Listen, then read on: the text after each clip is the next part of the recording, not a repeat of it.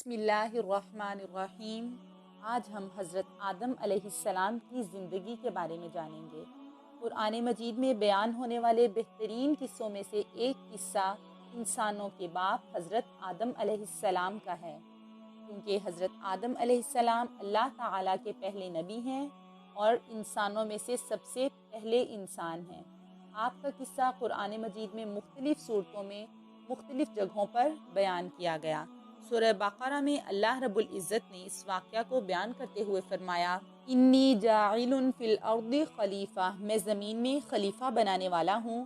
یعنی اللہ رب العزت نے حضرت آدم علیہ السلام اور ان کی اولاد کی تخلیق کا ارادہ ظاہر فرمایا، جن کی ہر نسل پہلی نسل کی جگہ لے لے گی۔ اس کے جواب میں فرشتوں نے عرض کیا، کیا تو اس شخص کو زمین میں پیدا کرنا چاہتا ہے جو زمین میں فساد کرے اور لڑائیاں جھگڑے کرتا پھرے؟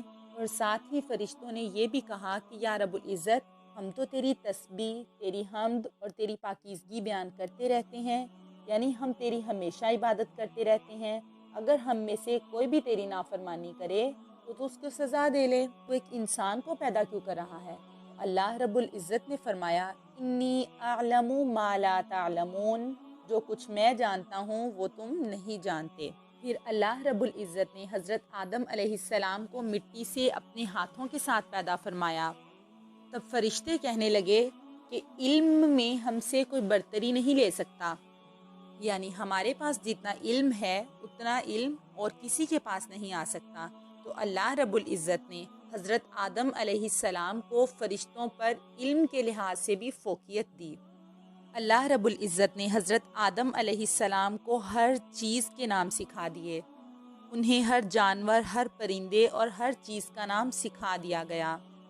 پھر اللہ رب العزت نے حضرت آدم علیہ السلام کو فرشتوں کے سامنے پیش کیا اور فرمایا کہ اگر تم سچے ہو تو ان چیزوں کے نام بتاؤ۔ فرشتوں نے کہا، ہم تو وہی جانتے ہیں جو تو نے ہمیں سکھایا ہے، کیونکہ فرشتوں نے کہا تھا کہ اللہ تعالیٰ نے جو بھی مخلوق پیدا کی ہمارے پاس اس سے زیادہ علم ہوگا۔ چنانچہ اللہ رب العزت نے فرشتوں کا امتحان لیا، اسی لیے فرمایا کہ ان چیزوں کے نام بتاؤ اگر تم سچے ہو۔ تو اس پر فرشتوں نے فرمایا، قالوا سبحانک لا علم لنا الا ما علمتنا انک انت العلیم الحکیم۔ کہا، اے اللہ تیری ذات پاک ہے، ہمیں تو صرف اتنا علم ہے جتنا تو نے ہمیں سکھا رکھا ہے، تو ہی پورے علم اور حکمت والا ہے۔ اللہ رب العزت نے حضرت آدم علیہ السلام کو حکم دیا کہ اب تم ان چیزوں کے نام فرشتوں کو بتاؤ۔ تو حضرت آدم علیہ السلام نے تمام چیزوں کے نام بتا دیے جو اللہ رب العزت نے انہیں سکھا رکھے تھے۔ اور اللہ رب العزت نے فرشتوں سے فرمایا، کیوں میں نے تم سے نہیں کہا تھا کہ میں آسمانوں اور زمین کی سب پوشیدہ باتوں کو جانتا ہوں؟ اس کے بعد اللہ رب العزت نے فرشتوں کو حکم دیا کہ حضرت آدم علیہ السلام کو سجدہ کریں، سوائے ابلیس کے تمام فرشتوں نے سجدہ کیا۔ ابلیس نے تکبر کیا اور اپنی بڑائی کا اظہار کیا۔ اس نے کہا، یا اللہ رب العزت، میں تو آگ سے بنا ہوں اور تو نے اس انسان کو مٹی سے پیدا کیا ہے، تو ایک آگ ایک مٹی کے سامنے جھک کیسے سکتی ہے؟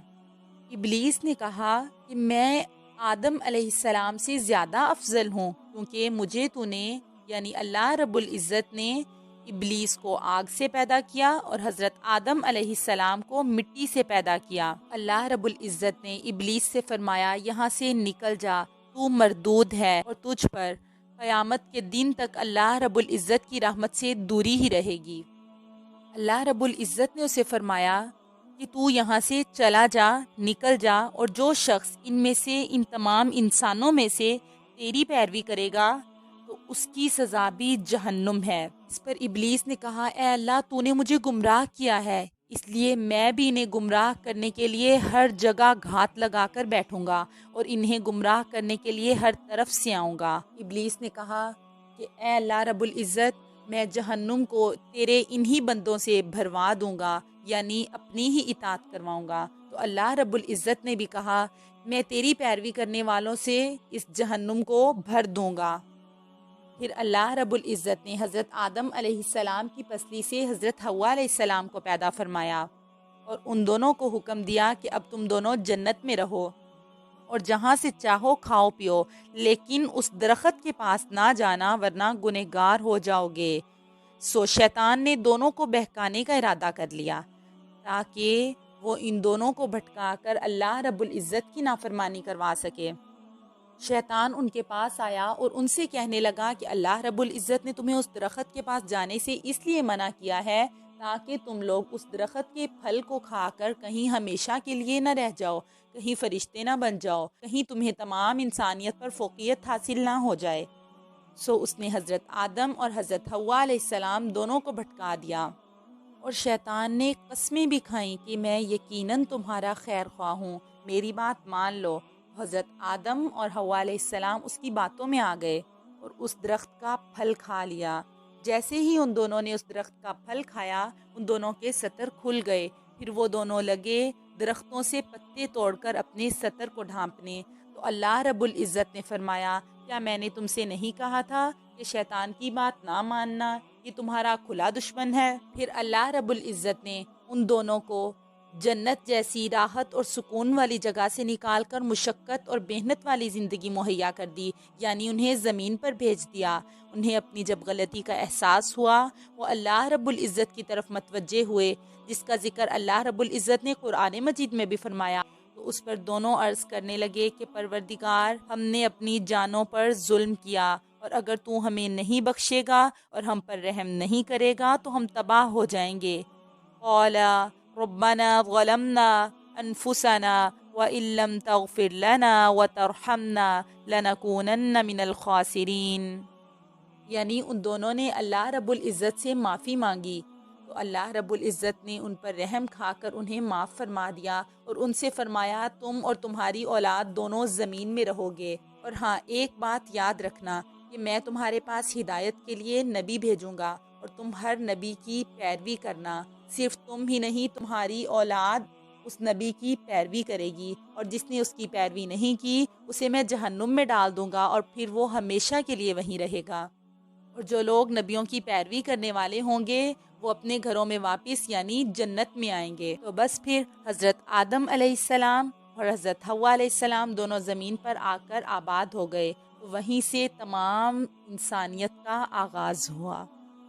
قرآن مجید کے اس واقعے سے ہمیں سبق یہ ملتا ہے کہ اللہ رب العزت کا حکم اور امتحان ہمارے لیے سب سے اہم ہے۔ غلطیاں ہر انسان سے ہوتی ہیں، لیکن انسان کی اصلی اور شاندار بات یہ ہے کہ وہ اپنی غلطیوں سے سیکھے اور اللہ رب العزت سے توبہ کرے۔ ہمیں یہ بھی سیکھنے کو ملتا ہے کہ تکبر کرنا ابلیس کی نشانی ہے، ابلیس کی دوستی ہونے کی نشانی ہے۔